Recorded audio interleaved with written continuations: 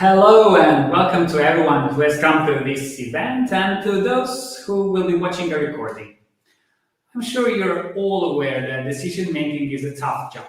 It must be done amid ever-changing factors, unclear information, conflicting points of view. That's why it's good to develop your own personal decision-making framework or system that will enable you to get better desired outcomes, reduce your stress in this process, that will help you increase confidence of you and people around you, to establish stronger relationships with your employees, suppliers, and customers, and of course, to achieve greater success as the biggest reward in the end of this process. Hopefully, this will help you achieve some of those decision-making system benefits. So let me start this event with Geraldine Labor's statement that business today is about making decisions amid ambiguity. So ambiguity is one of those concepts in the modern business world that is called often the VUCA world. VUCA stands for, let's say, the business world that's highly volatile, uncertain, complex, and ambiguous. But of all these circumstances, ambiguity is the most difficult because there is no clarity. You cannot know what alternatives there are for your decision. So that would be something like you give an assignment to your co-workers and you don't even tell them, what the topic is, what the directions are, what are the guidance whatsoever, and they have to make a decision. We know these situations very well, all of us, I'm sure, but fortunately, most decisions are not characterized by ambiguity. They're not the majority, at least for the time being. So we're working here to prepare ourselves for success in the future.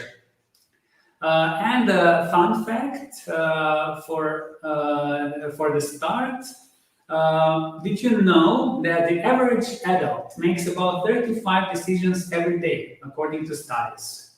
This is something that many of us don't know, but if you basically look at it from the moment when we wake up, what to eat for breakfast, what to wear, whether to cross the street or not, it might ring true. So what's on our plate today? So today we're gonna discuss about managerial decision making. So we will focus on decisions made in business, some decision making models, how our body, emotions, and mind can help us, and just a few words about our upcoming workshop that's called Boosting the Manager's Business Savvy. And a few words about me, to show that I have certain rights to talk about it, some authority that I know a few things about decision making. My job purpose is business and personal progress strategist. Yes, you've heard it well. My job purpose, I like to use it this way to integrate purpose in our business instead of just having simple job functions, which basically don't tell much and don't motivate that much as the purpose. Before, I used to work as a teacher, translator, project manager, operations manager, business developer, managing director, and that would be it in my 20-plus year career. And by education, I'm a linguist, an executive MBA, and a professional coach. So, during this event, you can use chat as much as you want. It's more than welcome, so that we hear your questions. If you have any unclarities or ambiguities, that will be the subject of this live mostly. And of course, we can communicate non-verbally as well, even if we don't see each other, by using emoticons. I would like to start the decision-making process by explaining the differences between decision and decision-making. I believe that in adult learning, just a little bit of theory is enough, and basically, as Kurt Lewin said, nothing is as practical as a good theory. So it's always good to have some notions before we dig deeper into real decision-making approaches and practices. So basically, decision is a choice made from available alternatives. is the result of basically a mental process that involves identifying all alternatives, evaluating them and selecting the one that we believe is the best. So basically, it's always about beliefs. And the very process, the decision-making process, is the process of identifying problems and opportunities and then resolving them. So decision-making can be rational, based on logic analysis of certain alternatives and their consequences, and of course, it can be intuitive. So it's based on our gut feeling and hunches. But we will see later on, how to distinguish between all of these. Speaking of management and different decision types, we have, let's say, programmed and non-programmed decisions. This is a very simple division, but it's going to help us to understand that there are some decisions that are like routines, that refer to, let's say, non-complex problems that are repetitive. So you can easily formulate your rules to make the decision, or some of the, it can be integrated in your system, automized, or maybe some of your colleagues can make them instead of you. The other type is the so-called non-programmed decisions. They are basically made as a response to situations that are totally unique, that may be poorly defined when we don't know the consequences for the organizations, that involve strategic planning, that are totally complex, such as, for example, whether to build a new factory, develop a new product, or to relocate and stuff like that. But the biggest difference between program and non-program decisions is that their non-program decisions are intertwined with ambiguity, uncertainty. There is a lot of risk and just a little bit certainty. So many difficult factors to take into consideration, but hopefully the approaches that we will discuss later on will help you a lot. As regards decision-making models that I mentioned in our agenda for today, in business there are basically three. They could be grouped as three, let's say. So the first one is called the classical decision-making process, meaning that managers should make logical decisions that are in line with companies' best economic interests. This approach is considered to be rather normative. They're like should make decisions. On the other hand, we have also the administrative model that helps us make decisions in rather difficult situations, referring mostly to the non-program decisions permeated by uncertainty and ambiguity. But the problem with administrative decisions is that we all as humans have bounded rationality. So it means that we all have limits, how rational we can be, how much we can grasp, how we can understand the complexity in which we are making the decision. That's why we often have to satisfice. Satisfice means that we have to choose the first solution alternative that satisfies minimal decision criteria. That's what we have to do often, unfortunately. And the third decision-making model is political. This means that we involve other people from the organization or from the outside of our organization to make a coalition and make a decision together. So basically to share our responsibility and accountability for the outcome. However, before you choose any of the approaches that we're gonna discuss today, I would suggest that we start with a few questions to boggle our mind with. So the first one is, what do I want to achieve with this decision? Why is this important to me after all? Am I ready to bear negative consequences? And will anybody around me face consequences? So after these questions that we should maybe have on a sticky note or as a reminder everywhere, we just then choose one of the three perspectives, whether we're going to listen to our mind or use our mind as an assistant in decision making. Should we listen to our body, or should our emotions be involved in the decision making process? Now we'll see what approaches we have if we apply mind, that is our rationality in decision making. Here we have 8 approaches. The first one is called pluses and minuses. Then we'll see how 6 needs, our 6 human needs, help us make a decision, how our core values play an important role in decision making. Then the cards 4 questions that help us make quick quick analysis of different decision-making perspectives. Basically, how opportunity and sunk costs can be used to make a good decision. Then some statistics and figures, of course, in business and consultancy. Okay, so let's see the first approach that's called pluses and minuses. So for the sake of this presentation, we will be using an example of purchasing a new, let's say, CRM software. That's what probably all of you know what it is, or keeping the old one. So for both, let's say, decisions, whether to purchase a new one or keep the old one, we state pluses and minuses, what basically the advantages and disadvantages are, and then grade. So we can see, for example, in the first segment, that is purchasing the new software, decision to purchase it.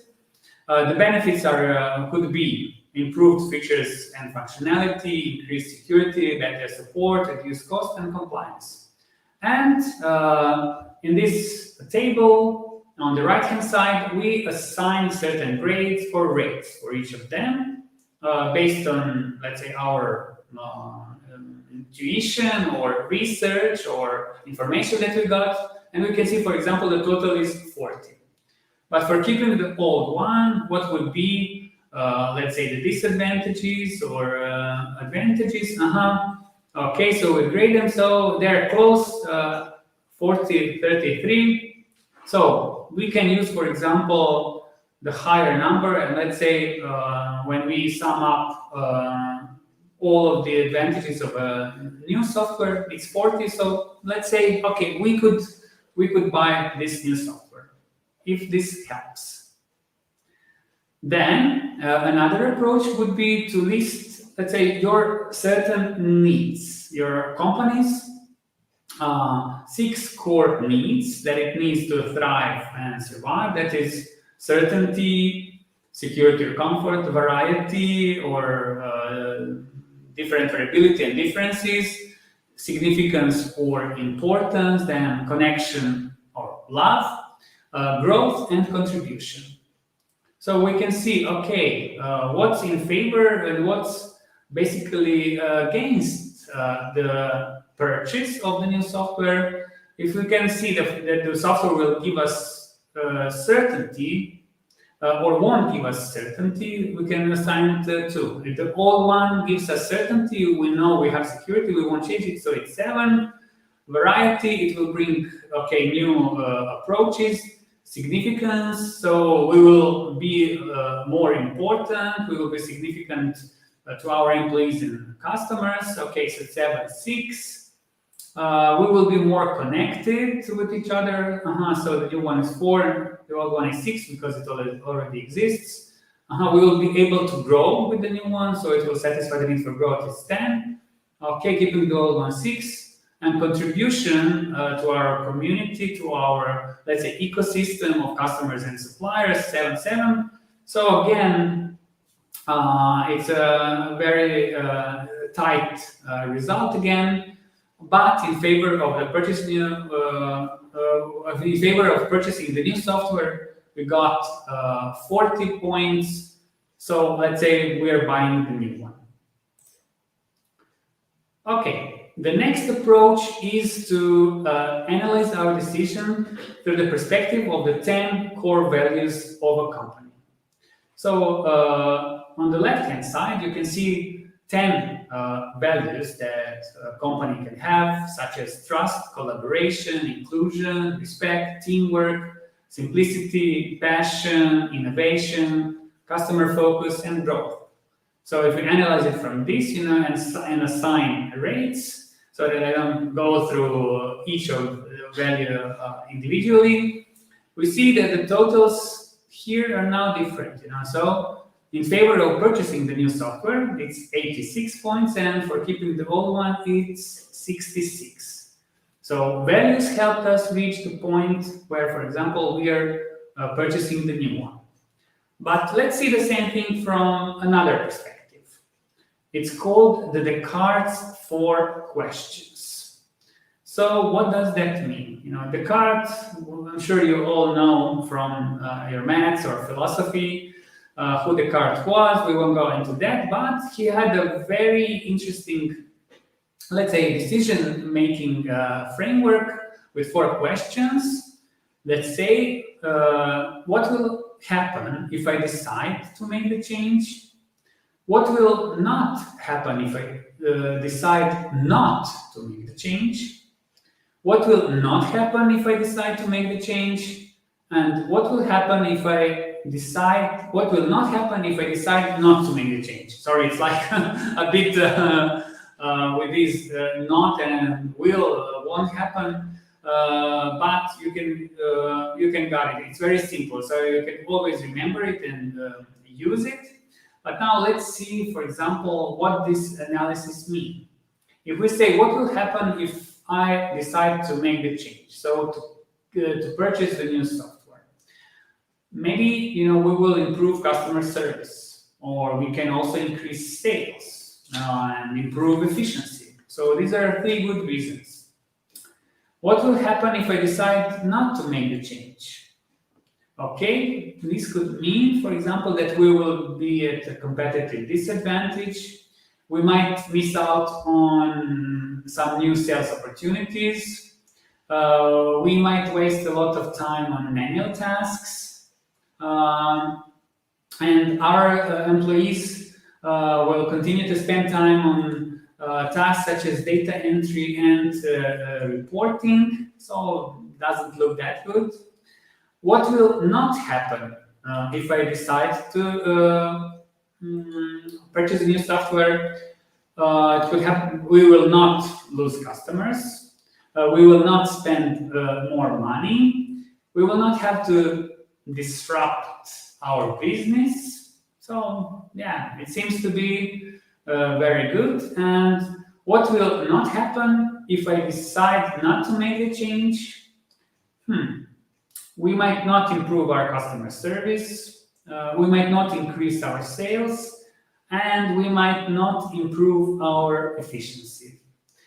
So, in a nutshell, based on Descartes' 4 questions, it's basically clear that the benefits of purchasing new software outweigh the risks. So, decision in this case is to purchase the new software. Okay, the next approach is called the opportunity costs. But what are basically opportunity costs?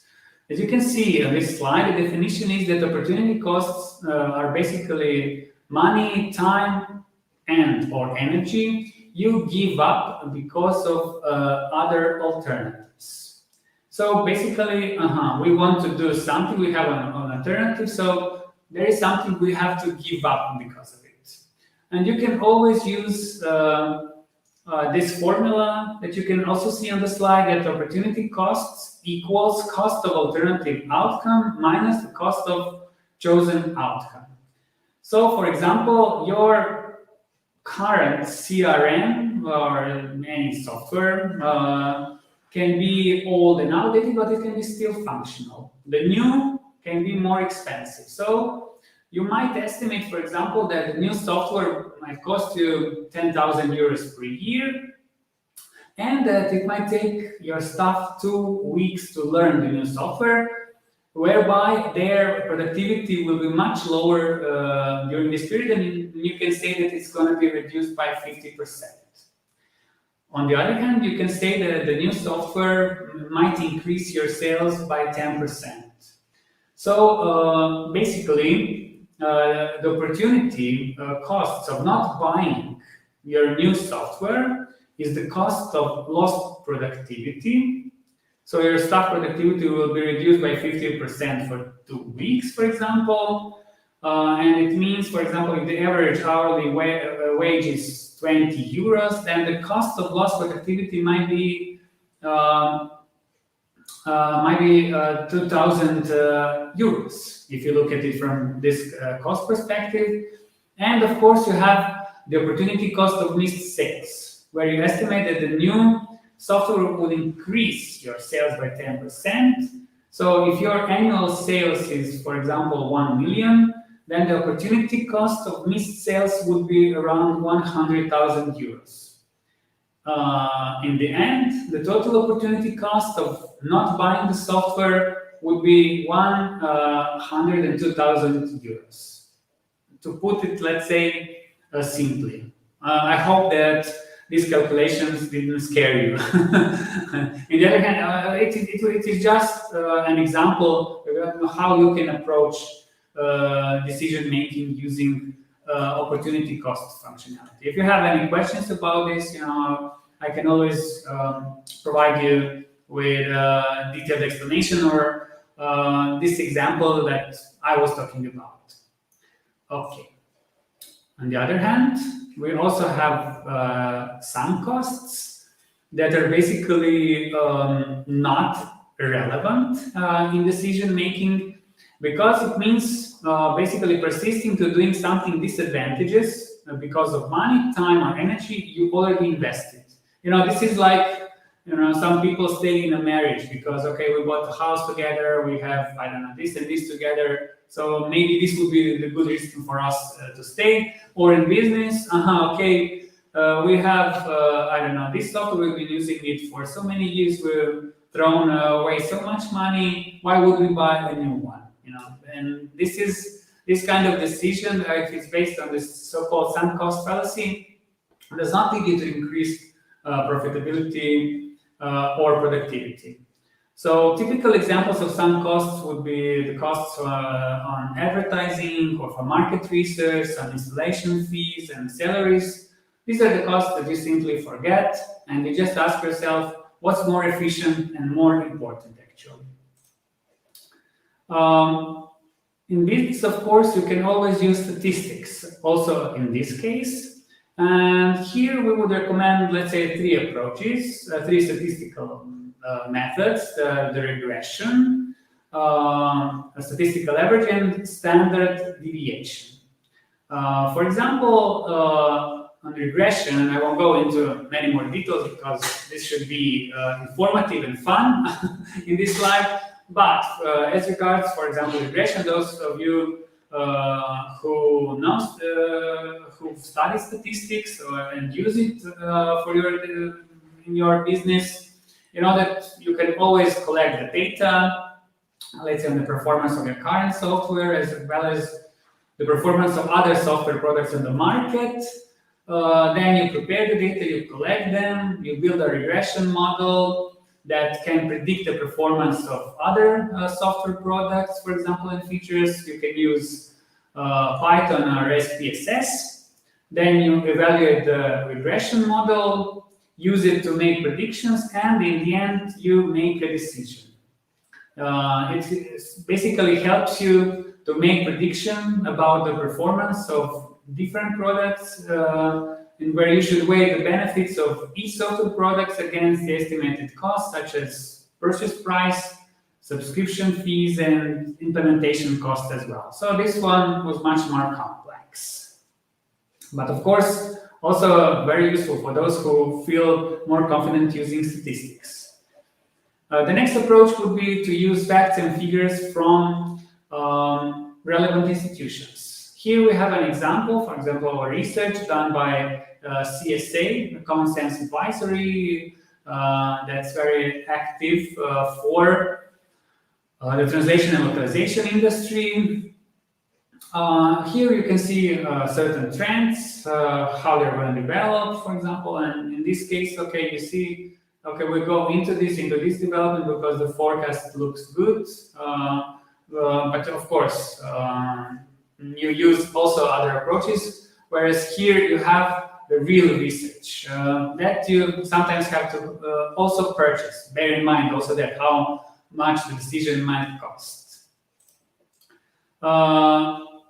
Also, in decision making, we can use, of course, consultancy, because sometimes we simply need external authority, such as another person, institution, a book, or YouTube, for that matter, because we don't trust ourselves in that certain context that much.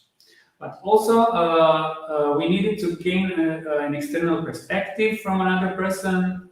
Consultancy also helps us when our intuition, feelings, or judgment don't help, because we simply cannot have them, because if you don't have any information, or if you have no experience or knowledge on a certain context. But this is also an investment into decision.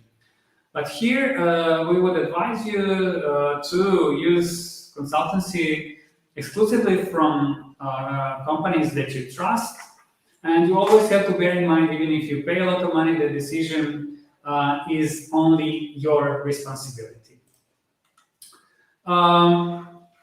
Now we've finished with, let's say, our mind, how our mind helps us to make decisions.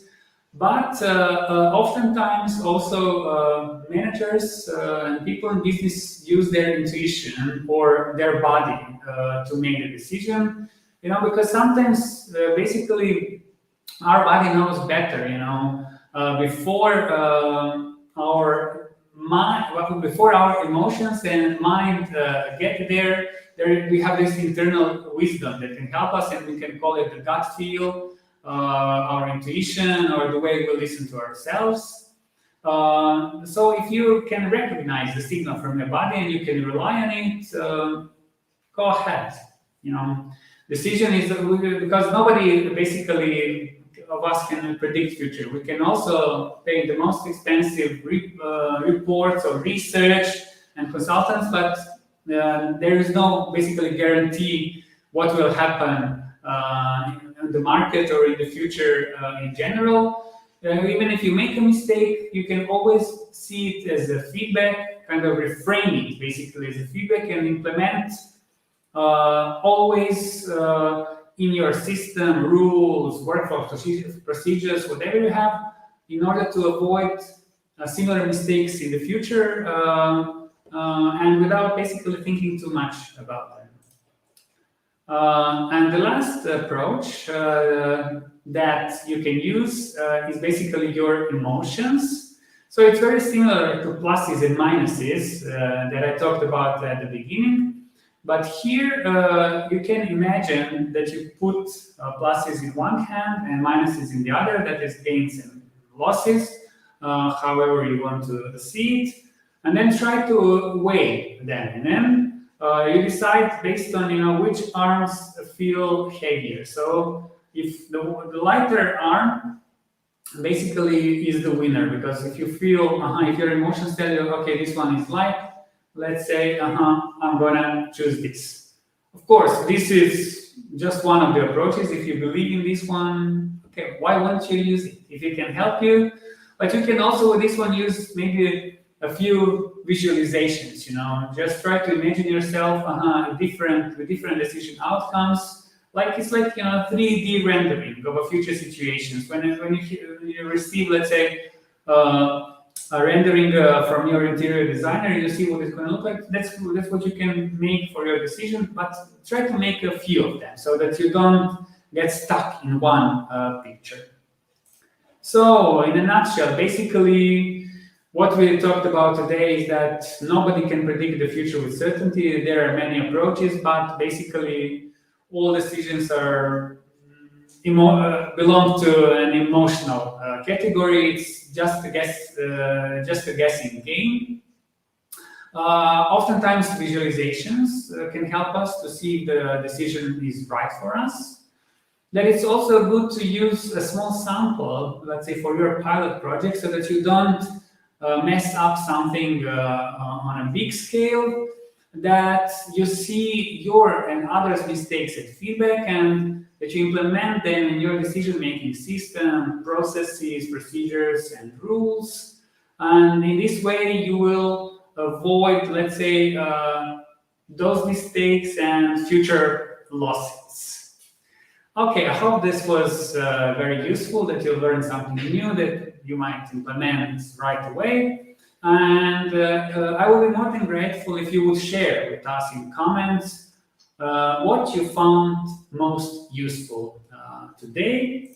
And while you're typing, just a few words about our upcoming workshop, our Boosting the Manager's Business Savvy workshop, that is basically designed for project managers, vendor managers, and other, let's say, middle managers in small and medium-sized company to hone their leadership skills that are rather rarely taught at universities, such as effective business communication, time management, dynamic planning, strategic planning, prioritization, delegation, motivation, etc. But also, we will talk about the fundamentals of sales, marketing, and pricing. That's very good for this position due to constant contact with customers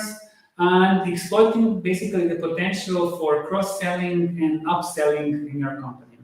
Oh, it's 2 minutes more. I exceeded my time. I'm so sorry. Hope you don't mind. My colleagues were sharing some links with you and some comments. I will check them in the end, but feel free to reach out whenever. Okay. And in the end, thank you very much. I hope that you've had some insights, that you've learned something new. If you wish to receive this presentation, please get in touch. And have a good decision-making day, week, and new year. Thank you very much again.